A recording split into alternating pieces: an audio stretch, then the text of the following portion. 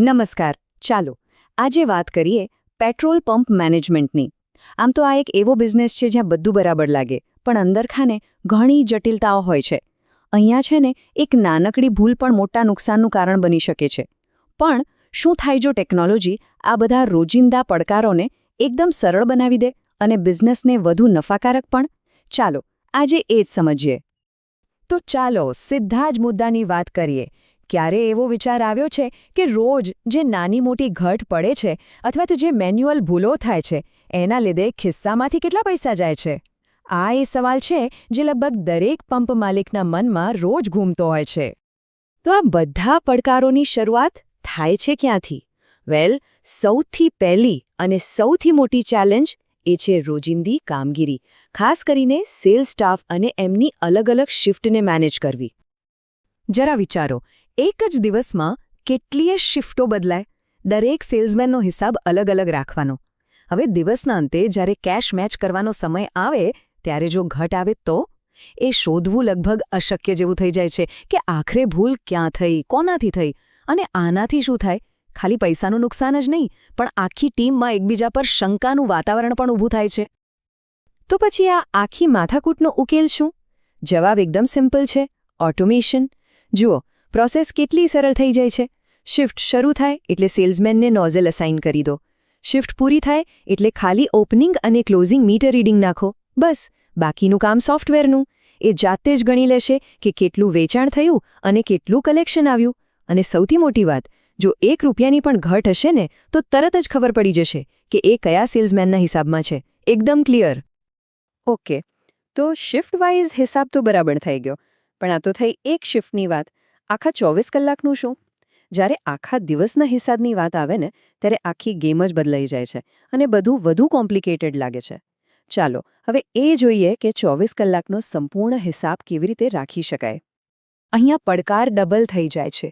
વિચારો, આખા દિવસનું રોકડ વેચાણ, ઉધારીના હિસાબ, ચા પાણીથી માંડીને બીજા નાના મોટા ખર્ચા અને પાછું કેશ, કાર્ડ, ઓનલાઈન, આમ અલગ અલગ રીતે આવેલા પૈસા. આ બધું હાથથી એક જ રિપોર્ટમાં ભેગું કરવું એટલે શું? કલાકોની મહેનત. અને એમાંય જો એક નાનકડી ભૂલ થઈ ગઈ તો સમજો આખા દિવસનો હિસાબ ગોટાળે ચડ્યો. આનો પણ એક સરસ ઉપાય છે: ઓટોમેટેડ ડે બુક.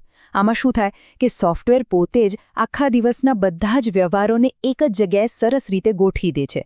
કેટલું પેટ્રોલ ડીઝલ વેચાયું, કોને કોને ઉધાર આપ્યું, કયા કયા ખર્ચા થયા, પૈસા ક્યાંથી અને કેટલા આવ્યા, અરે લ્યુબ્રિકન્ટ્સ અને ફ્યુઅલનો ક્લોઝિંગ સ્ટોક કેટલો છે એ પણ, બધી જ વિગતો એક જ નજરમાં. મતલબ કે 24 કલાકના બિઝનેસનો આખો સારાંશ સામે ફક્ત થોડી ક્લિક્સમાં. ચાલો, રોજિંદી કામગીરી અને હિસાબ કિતાબ તો ઠીક છે, એ તો જરૂરી છે જ, પણ દિવસના અંતે સૌથી અગત્યની વાત શું છે? નફો. કારણ કે દરેક બિઝનેસનો મુખ્ય હેતુ તો નફો કમાવાનો જ હોય છે, બરાબર ને? તો હવે આપણે સૌથી મોટા સવાલ પર આવીએ કે આખરે પંપનો સાચો નફો કેટલો છે, એની ગણતરી કેવી રીતે કરવી? રોજનું વેચાણ જોઈને ખુશ થવું એક વાત છે, પણ એ આંકડા સાચો નફો નથી બતાવતા. દરેક પંપ માલિકના મગજમાં એક જ સવાલ ચાલતો હોય છે: ભાઈ, આ બધા ખર્ચા કાઢ્યા પછી મહિનાના અંતે હાથમાં શું આવ્યું? પંપનો અસલી નફો ખરેખર કેટલો થયો? હવે આ સવાલનો જવાબ મેળવવા માટે બે રસ્તા છે, અને બંનેમાં જમીન આસમાનનો ફરક છે. એક બાજુ છે જૂની રીત, મેન્યુઅલ ગણતરી, જેમાં બધું અંદાજે ચાલે અને સાચી ખબર પડતા પડતા તો દિવસો નીકળી જાય. અને બીજી બાજુ છે ઓટોમેટેડ સિસ્ટમ. એ શું કરે? એ દરરોજનો ચોખ્ખો નફો બતાવે. એટલું જ નહીં, પેટ્રોલમાંથી કેટલો ફાયદો થયો અને ડીઝલમાંથી કેટલો એ પણ અલગ અલગ બતાવે. અને પ્રોફિટ લોસ સ્ટેટમેન્ટ, એ તો મિનિટોમાં તૈયાર. દાખલા તરીકે જરા આ આંકડા પર નજર કરો. સિસ્ટમ તરત જ બતાવી શકે છે કે એક મહિનાની ગ્રોસ ઇન્કમ કેટલી છે, જેમ કે ₹1,62,000. જ્યારે આવા ચોક્કસ આંકડા સામે હોય ને ત્યારે બિઝનેસની હેલ્થ કેવી છે એનો એકદમ સાચો અંદાજ આવી જાય છે. ઓકે, હવે એક એવા ટોપિક પર આવીએ જેનું નામ સાંભળતા જ મોટાભાગના બિઝનેસ માલિકોને ટેન્શન આવી જાય છે. હા, વાત છે ઓડિટ અને ટેક્સની. પણ શું ટેકનોલોજી આ માથાના દુખાવાને પણ ઓછો કરી શકે છે? ચાલો જોઈએ. આ વાત ખરેખર બહુ મોટી છે. જરા વિચારો, જ્યારે કોઈના ચાર્ટર્ડ એકાઉન્ટન્ટનું કામ એકદમ સહેલું થઈ જાય તો એનો સીધો મતલબ એ જ છે કે બિઝનેસનો હિસાબ કિતાબ એકદમ પાક્કો છે અને એની પાછળ કોઈ મજબૂત સિસ્ટમ કામ કરી રહી છે. જનરલી શું થતું હોય છે? જ્યારે પણ ઓડિટ આવે ત્યારે બધો ડેટા એક જગ્યાએથી ભેગો કરો, પછી એને ટેલી જેવા બીજા સોફ્ટવેરમાં નાખો અને પછી એને વેરીફાઈ કરો. આ આખી પ્રક્રિયામાં સમય તો બગડે જ છે, પણ ડેટા ટ્રાન્સફર વખતે ભૂલો થવાના ચાન્સ પણ એટલા જ વધી જાય છે. પણ આનું એક જબરદસ્ત ઉપાય છે, ડ્રિલ ડાઉન ફીચર, અને આ ખરેખર એક ગેમ ચેન્જર છે. કેવી રીતે? જો, મોટા રિપોર્ટથી શરૂ કરી શકાય, જેમ કે બેલેન્સ શીટ. ત્યાંથી કોઈ કેટેગરી પર ક્લિક કરો, જેમ કે ક્રેડિટર્સ. પછી એમાંથી કોઈ ચોક્કસ પાર્ટીના ખાતા પર ક્લિક કરો અને ત્યાંથી સીધા જ એના ઓરિજિનલ સેલ વાઉચર સુધી પહોંચી જવાય છે. અને આ બધું એક જ સોફ્ટવેરની અંદર, ક્યાંય બહાર જવાની જરૂર જ નહીં. અને ટેક્સનું પાલન? એ તો એકદમ સરળ થઈ જાય છે. જેમ કે જીએસટી રિટર્ન ભરવા માટે જે ટ્રેડિંગ એકાઉન્ટ જોઈએ એ સિસ્ટમ આપમેળે બનાવી દે છે.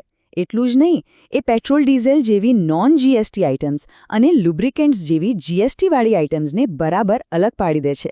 એટલે ફાઇલિંગ કરતી વખતે કોઈ જ કન્ફ્યુઝન નહીં, કોઈ જ ભૂલ નહીં.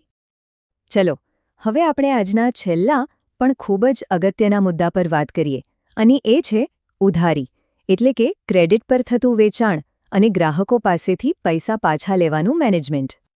જ્યારે ઘણા બધા ગ્રાહકો ઉધાર પર માલ લેતા હોય ત્યારે એમનું મેનેજમેન્ટ કરવું એ પોતે જ એક મોટો પડકાર છે.